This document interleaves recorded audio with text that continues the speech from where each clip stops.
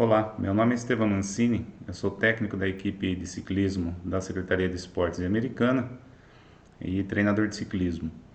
Hoje damos início à comemoração da Semana do Ciclista. Então, nessa semana faremos alguns vídeos com o tema de ciclismo. Hoje falaremos sobre a história do ciclismo, uma breve história do ciclismo, para dar início a essa semana em comemoração ao Dia do Ciclista, né, que é dia 19 de agosto. Então, antes de começar a falar sobre a história do ciclismo, gostaria de agradecer ao Fernando Firmino, que ele é gestor de alto rendimento da Confederação Brasileira de Ciclismo, que forneceu boa parte do material que nós iremos falar hoje. Então, vamos lá. Então, falando sobre um pouco da história do ciclismo.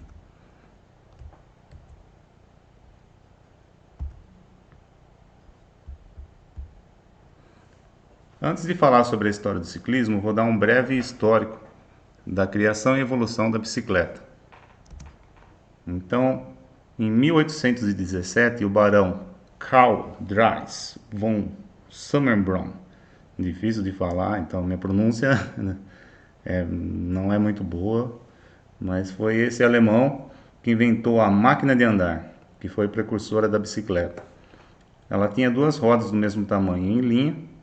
A dianteira tinha movimentos laterais para permitir mudanças de direção e esse dispositivo, né, essa bicicleta, era impulsionada empurrando seus pés contra o chão, deixando-se deslizar para a frente. Ela era feita inteira de madeira. A próxima aparição de uma máquina de duas rodas foi em 1865, na França, quando pedais foram incorporados diretamente na roda dianteira. Essa máquina era conhecida como velocípede, mas ficou mais popularizada como agitador de ossos. Já em 1870, apareceu a primeira máquina de metal, a bicicleta de roda alta. Os pedais eram conectados diretamente à roda dianteira, sem mecanismo de roda livre, ou seja, sem catraca.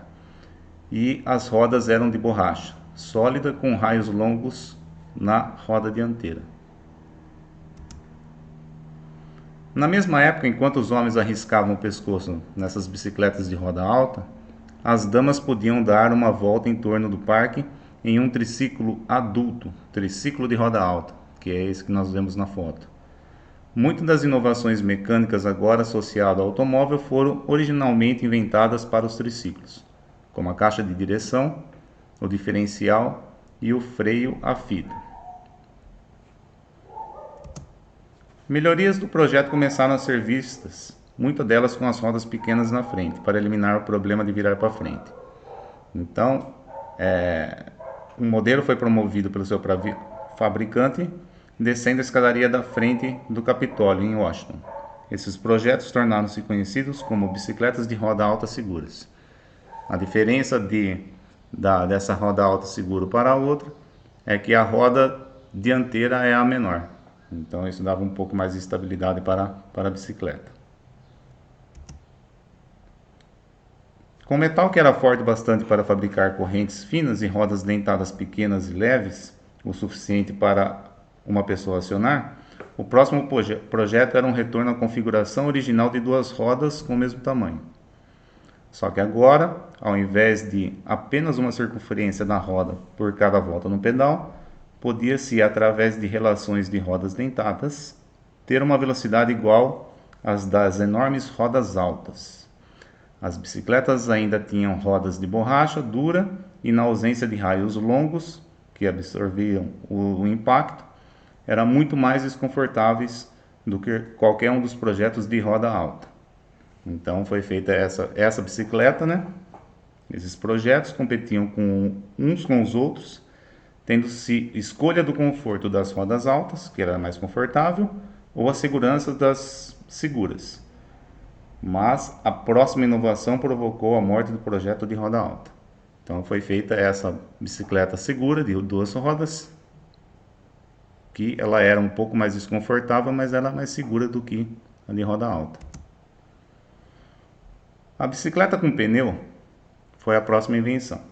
Então, a roda com pneu foi a primeira vez que foi utilizada em uma bicicleta por um veterinário irlandês, que estava tentando propiciar ao seu jovem filho uma pedalada mais confortável no seu triciclo. O nome desse inventivo jovem médico era Dunlop.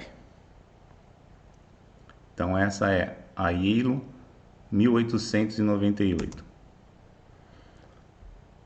Aí, introduzida após a Segunda Guerra Mundial por vários fabricantes para revitalizar as indústrias de bicicletas, esses projetos, agora chamados clássicos, apresentavam elementos de automóveis e das motocicletas como apelo à garotada que provavelmente preferiam ter uma moto. Então, fizeram esse design, né, chamado bicicleta para garotos, para tentar pegar esse público. Aí a evolução até as modernas máquinas atuais passou pela inglesa de 3 marchas, nos anos 60 e 70, e pelos modelos de 10 marchas com um passador que ficaram popular nos anos 70. Aí por diante houve um monte de melhorias das bicicletas até chegar nos diferentes tipos de bike que temos hoje, desde as de passeio até as de competições. Então agora que eu já dei uma introdução sobre a história, o desenvolvimento das bicicletas, né, nós vamos fazer uma breve história do ciclismo. Então o ciclismo surgiu em meados do século XIX a partir de 1890. Entre 1890 e 1900 nasceram grandes provas na França que ao longo dos anos se tornaram clássicos. Alguns ainda existem hoje, como Liège-Bastogne-Liège, que é considerada como a prova mais antiga do ciclismo. Em 1891 acontece a primeira grande prova de Audax, ou Randonneurs, entre Paris e Brest, na França. Essa prova ela tinha ida e volta num total de 1.200 quilômetros. É a prova mais tradicional do ciclismo mundial, das que não tem caráter competitivo. Então, os participantes eles correm contra o tempo, com diversas regras, para chegar ao final de uma longa prova de logística e superação. Atualmente, para participar dos 1.200 quilômetros, o ciclista deve realizar, no mesmo ano, as provas de 200, 300, 400 e 600 quilômetros. Isso é para ganhar o chamado brevet, para realizar os 1.200 quilômetros. Brevet seria uma autorização para você falar que você está apto a fazer essa prova de 1.200 quilômetros.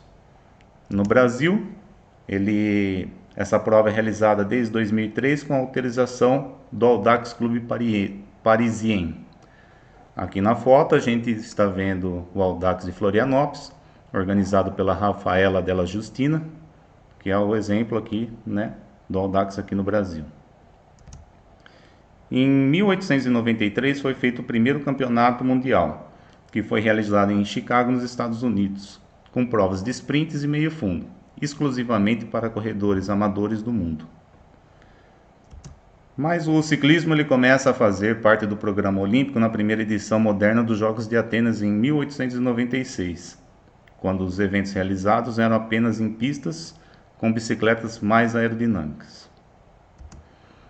Até os Jogos de 1984 em Los Angeles teve apenas a participação do masculino. A partir daí, as mulheres começaram a participar dos eventos de estrada nas Olimpíadas de Seul, 1988. Então, até em 84 era só o masculino que participava. E a partir de Seul, de 1988, né, os Jogos de Seul, que foi as mulheres começaram a participar das provas. Na Olimpíada de Atlanta, 1996, foi adicionada a modalidade de ciclismo de mountain bike, né, na modalidade cross country. Aí nessa foto é o Henrique Avancini, lógico que é uma foto apenas demonstrativa, né, para mostrar a modalidade. Já em Pequim, em 2008, nos Jogos Olímpicos de Pequim, foi adicionada a modalidade de BMX, que seria BMX SX, BMX Supercross. Aí o paraciclismo, ele iniciou na década de 80, quando foi realizada a primeira competição envolvendo atletas com deficiência visual, hoje conhecido como tandem, que é essa bicicleta que está na foto. Então é uma bicicleta que tem 2 cilindros e ambos os ocupantes pedalam em sintonia. À frente vai um ciclista não deficiente visual e no banco de trás um atleta com deficiência visual. Mas a modalidade ela só foi inserida oficialmente como esporte paralímpico 4 anos depois, em 1984 em Los Angeles. Na época, o Comitê Olímpico gerenciava esportes a pessoas com deficiência e passou a incluir atletas portadores de necessidades físicas e sensoriais. Em Seul, 1988, o ciclismo de estrada entrou no programa oficial de disputas. Entretanto, a categoria não possuía classificação por grau de deficiência, o que aconteceu em 1996, quando também foram incluídas as provas de velódromo no programa paralímpico. Em Sydney, 2000, uma das inovações foi a presença do handcycling, ciclismo em 2 mãos, que é esse da foto, que a pessoa ela pedala com as mãos. Desde dos Jogos de Atenas em 2004, são diferentes eventos esportivos específicos destinados a cada tipo de deficiência. Bom, então isso é apenas uma breve, é uma breve história. O intuito desse vídeo é tentar passar o máximo de informação do ciclismo de uma forma rápida e que não seja tão monótona, Então gostaria de agradecer a todos, espero que tenham gostado do vídeo. Agradecer mais uma vez ao Fernando Firmino, que é o gestor de alto rendimento da Confederação Brasileira de Ciclismo. Muito obrigado e até o próximo vídeo.